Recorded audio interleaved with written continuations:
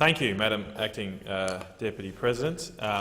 It's great to see that the band's back together. The Green Labor band is back together, and they're coming to a regional town near you. The last time the band was together and went on a Green Labor Magical Mystery Tour, they banned the live cattle trade. We all remember that.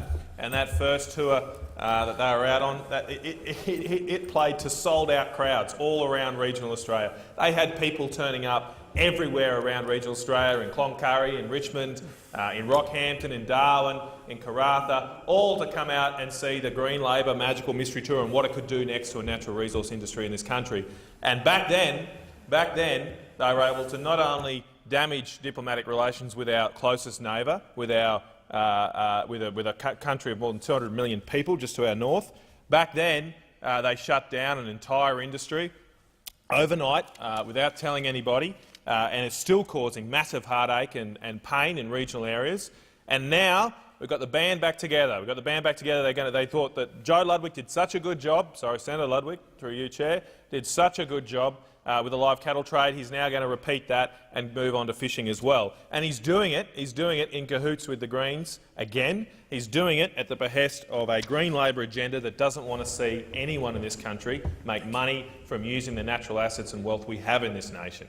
We are so lucky in this country to have been given the great pastures, the open-ending plains, to grow cattle on them. We've got the third largest fish reserves, third largest ocean territory in the world of any other country. But according to the Greens and Labor Party, we're not allowed to use this. We're not allowed to use it. It should be locked up and kept. Everything should be kept in pristine condition, except where Greens and Labor voters live. It's okay for people in the cities to build massive amounts of concrete, 10, 12, 13-storey buildings. This parliament itself, we spent $1 billion on this. Look at what we've done. We carved into a hill. We basically dug up a hill here, a beautiful, pristine hill here in Canberra, to make this building. And I'm glad we did. We've improved this area. But according to the Greens and Labor Party, you can't do anything else anywhere to the nation. And this bill is all about demonising our fishing industry. It's about saying that we shouldn't be allowed to fish in our own oceans and eat our own seafood. And I think the people of Australia actually want to eat Australian seafood. They don't want to eat overseas seafood. They would prefer to eat seafood fished in our waters, providing jobs to people who need them and supporting regional economies. But the Greens Labor Party have put their colours down here in this bill. They don't support that. They don't want those industries to thrive, and they will take any opportunity to try and restrict production in these industries, all for driving votes in city areas. And I'll come to the fact that this is not based on any kind of science at all, and it completely makes no sense. But before I do that, I want to actually run through what is actually in this bill and what it's trying to do. Because what this bill does is set up an independent expert panel to review a decision to ban super trawlers, and that independent expert panel will come back with advice about that ban. Now, I actually thought the Greens Party and the Labor Party wanted to ban super trawlers. That was what I thought their policy was. Now, the government on our side, we have also said no to super trawlers, these large boats that can have a capacity of more than 2,000 tonnes. We have both said no to them. We have both got the same policy position. We have both restricted it. But apparently, we want to set up a panel to review a decision that we all support, that there is no need for any further potential dispute or controversy over, and we are going to waste more resources doing this. I mean, this is Monty Python-esque. We are going to set up a panel to review a decision that we all support. Why are we doing this? What is the point at all of wasting our time with this bill? Why hasn't this been removed from the notice paper? Because there is no political controversy here. We all have the same policy. We all agree. Indeed, this was something that was done a few years ago. There was some controversy at the time, I admit that, but we have moved on. We have moved on, and there is no need for this legislation or this particular bill.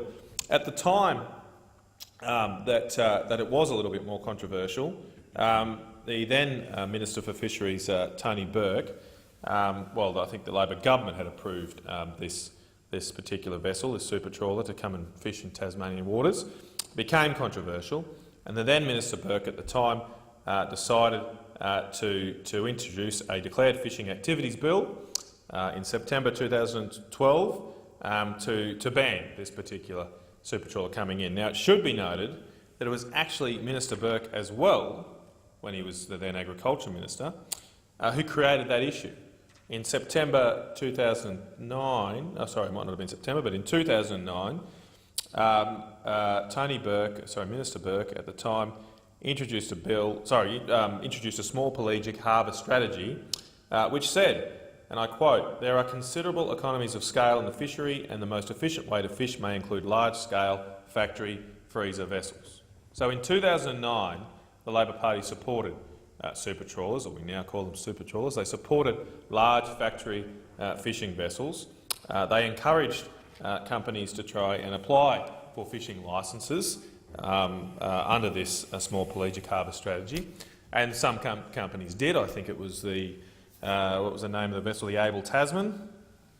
At the time, I think they were certainly from Europe. I think perhaps the Netherlands. I think decided to come here and take advantage of this harvest strategy that the Labor Party had put in place, and take advantage of the fishing licences they could legitimately and legally buy. Now that became political controversial, and a few years later, the Labor Party decided to ban it. After this company had already made investments, after they had already brought the vessel to Australia itself, they decided to ban it. Now that was completely bungled. Indeed, they bungled it so badly that they got the ban wrong too. They couldn't even ban a fishing boat correctly without getting it wrong, because when they introduced that bill, the bill actually initially banned recreational charter vessels as well. So it created uncertainty for our recreational fishing industry, which is doing it tough and didn't need that additional uncertainty. Now we're all on the same page. These vessels are gone. The problem is gone. At least we don't have companies applying here and wasting their money because we can't make up our mind. We've made up our mind. So why do we need to do anything in this bill? There is no case being made that we actually need to change anything, because, in fact, we have, as other speakers have recognised, some of the most efficient and sustainable and scientifically based fishing management practices in the world. We have long-standing arrangements in which fishing activity is regulated both federally and at state level, based on principles of sustainable use, and it should be based on those principles. There is no argument about that. Fishing, generally speaking, and certainly fishing in ocean waters, is a public good. It has common good problems, and if we didn't have regulation of how much could be taken, we'd have too many taken, because the private incentives don't accord with the public benefit. Too many people would go out and fish immediately to get what they can and not consider the long-term sustainability of those fishing areas. So we do need regulation. That's why we have regulators like the Australian Fisheries Management Authority at the Australian government level, and we have various state government bodies to look after inshore areas as well. It is a heavily regulated industry. In fact, I looked at this a couple of years ago, and there are no endangered fish species that are locally to Australia in Australian waters as a result of that regulation. Despite what you often hear from the other side, we in this country and in Australian waters do not have endangered fish species in our waters as a result of Australian fishing practices. It is true that some of the pelagic, that is the migratory fish species, that visit our waters seasonally, some of them, like southern bluefin tuna, are at risk, but that is not because of Australian fishing practices. That is due to other countries' fishing practices who have waters that we do not control, in which these fish sometimes swim. Because I sometimes don't get it. I don't understand if the Greens and Labor Party think that somehow fish and cattle and all these other resources that we use and eat have passports or reside in particular countries, because they're so fascinated and so devoted to putting more red tape and regulation on our farmers and our fishermen and our forestry industry that they completely ignore what happens overseas. Because we should be promoting Australian seafood. We should be making sure that we can try and produce as much of our seafood needs from Australian fishing, because that will be good for global fish stocks, because we know we manage them well. What happens instead is when we clamp down on Australian fishing resources and the Australian fishing industry, we still eat fish. People don't eat less fish, people still eat seafood. They simply import it from other nations that probably, and often do, have an inferior environmental record to ours. So when you look at the stats, when you look at the actual stats in this area, Australia as a whole, we import around 70, it's just the last time I looked it was 72%, but I'm sure it jumps around a bit, but it's about 70% of our seafood comes from overseas. As I said earlier, we have the third largest ocean territory of any country in the world, yet we have to import more than 70% of our seafood. It doesn't really, to me, make a lot of sense that we import so much seafood when we have access to so much resources here where we could use we can fulfil our needs. We extract just 28 kilograms per square kilometre. So for every square kilometre of our ocean territory, we extract around 28 kilograms of seafood or marine catch.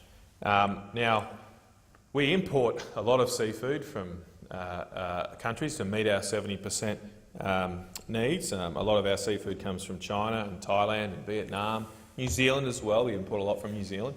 New Zealand, I think, I don't have the figures in front of me, but I believe they were 50 to 60 kilograms per square kilometre, so they're about double our take, but still a low level compared to the globe. But these other countries we import from, China and Thailand, they're our biggest importers. They extract more than 5,000 kilograms per square kilometre in their waters, in their ocean territory that they control. They extract more than 5,000 kilograms. Just actually compare that figure. We extract 28 kilograms per square kilometre. They do more than 5,000 kilograms per square kilometre. The reason they do that much is their regulations aren't as stringent as ours. Their oversight and their environmental record is not as good practice as ours, and I'm not trying to be critical of those countries. They're at a different level of development. They have different priorities. We have the great luxury and benefit of being able to afford to regulate our industry to the level we do. But at the marginal level, when you're thinking about should we eat more Australian food or less, should we import more from China and Vietnam and Thailand or less, well, clearly we should try and maximise our take here within the sustainable use constraints and minimise what we import from countries which clearly do not have the same environmental standards and records that exist overseas. But the Greens don't want to talk about that because they are on a crusade. They are on a crusade to shut down regional communities and to spread a fear campaign in cities about the sustainability of our natural resource and primary industries. And the people involved in these industries don't take kindly to demonisation. The people involved in these industries are doing the best they can to earn a buck, to put food on the table for their kids, to pay off a boat, which costs millions of dollars usually these days, and they're continually being subject to changed and increased requirements for ridiculous demands about what should or shouldn't happen. The most recent one, of course, was a couple of years ago when the marine reserves came in from the former Labor Green government, and they just shut down the whole of the Coral Sea, just completely shut it down. No extraction at all in the Coral Sea as a result of these marine reserves. And when I said earlier, and I started this speech, that we should base our fishing policy and our fishing catch on sustainable use, clearly that decision wasn't based on sustainable use because zero is not the sustainable use. Zero is not the level of extraction that will maintain a population of fish. You can, of course, extract a percentage of fish and still maintain a stable fish population over time that makes sure the future generations come after us still have access to this resource and still have a diverse and sustainable environment to live in. But they wanted zero because green on a map looks really nice. Because when you stand in front of the TV cameras in an election campaign at the Sydney Aquarium in front of beautiful fish that look like Finding Nemo, they're not even on the reef, they're artificially there and in an artificial environment, it sounds nice to say we're stopping fishing in the Coral Sea. That's why they do these things. They do these things because it looks good on a political pamphlet dropped in people's letterboxes before a campaign. They do these things because it sounds nice on a TV advertising jingle to stop fishing. But the actual reality of it, the actual reality of what happens is it's not good for the fish. It shuts down industries, it hurts regional communities and takes away people's jobs and livelihoods, and that's what's not on the political pamphlets. You don't turn over the other side and see how many mums and dads lose their jobs because of these decisions. And those marine reserves alone, they're just one decision of what's happened to the fishing industry in the last couple of decades in this country, but that decision alone was going to cost Australia around $20 million a year, according to ABARES, and more than 100 jobs. And what I don't like about this attitude is down here in this place, people will probably say 100 jobs. What does it matter? 100 jobs, not that many. Well, 100 jobs is 100 families. It's 100 people impacted. It's 100 people who can't necessarily, were worried about how they then pay their mortgage. It's 100 people to worry about what they do with the boat that they've been left with that now doesn't have much value or use because of decisions we make in this place. And for what benefit? I mean, we do make decisions in this place that do cost people's jobs at times, and they're hard and tough decisions. But we've always must clearly and surely have a corresponding benefit that we think compensates for the impact and the harshness of those policies. But this has no impact. It doesn't protect fish. It's not good for the environment. And all it is about is suiting a political campaign, not about a real-world impact. I went to Corumba I was only in the job maybe 2 or 3 months, or maybe a bit longer than that. It was November last year. November last year I was up in Corumba, and it's a big fishing community in the Gulf of Queensland. Fishing and a little bit of tourism is all Corumba really has going for it. It is a beautiful place, I should say, and if anyone's listening and wants to go on a road trip, having a beer at the Sunset Tavern at Corumba is a great experience. And watching the sunset there over the Gulf is you know, when you think you're close to God. It is a beautiful place, but it can't just survive on grey nomads driving thousands of kilometres to come and visit every now and again. It needs an industry as well, and it has the fishing industry. It has the fishing. There's a lot of prawn trawlers there. Indeed, my chief of staff in my office used to work on a prawn trawler up there when he was younger. It is a great place. But this policy, this marine reserves policy, was going to, according to ABARES, was going to cost jobs in Corumba, but it was also going to reduce the average income levels in Corumba by $2,023 per person per year. $2,000 impact. A $2,000 impact. Can you imagine if we had a policy, an environmental policy here, which cost someone in Sydney or Melbourne or Brisbane $2,000 a year? $2,000. Yeah, you saw. I know, Senator Sterle, I'll take that interjection. We saw what happened.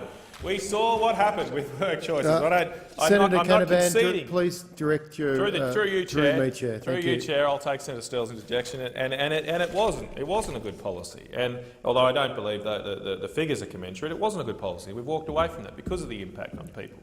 And likewise, this was not a good policy. And I thank through you, Chair, Senator Sterle's acceptance that the marine reserves policy was a bad one because it cost people in Corumba $2,000 a year.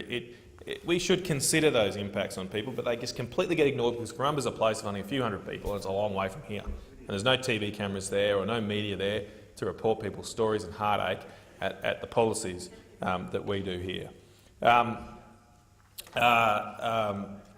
Mr. Acting Deputy President, what I would love to have happen here in this place is we stop the demonisation of people who are just trying to have a job and make a living in this country. And we don't understand when we start making wild claims about fishing, when we make wild claims about the beef industry, when we make wild claims about irrigation in the Murray-Darling Basin, we are individually and personally attacking people in our community because we are telling them you're not doing something that's righteous, which is absolutely rubbish. Because all of us still eat the steak that is made from the beef industry, or most of us do. All of us still eat the fish that is fished in our waters. All of us still wear the clothes that is produced by the cotton that is irrigated in these communities. None of us give up those things, or very few of us give up those things, but we want to righteously stand here and condemn and object to people's livelihoods while living on the backs of the wealth they produce by doing those livelihoods. And I hope this bill goes down because it will be a small step to reject the demonisation of these industries and start us back on the path of supporting industries like fishing, like farming, like mining. I haven't mentioned mining as well, but like mining as well, because right now people out there in the mining industry, people here like to condemn them all the time, are all living off the wealth and using the taxes that they generate to make this country a better place. Thank you, Mr.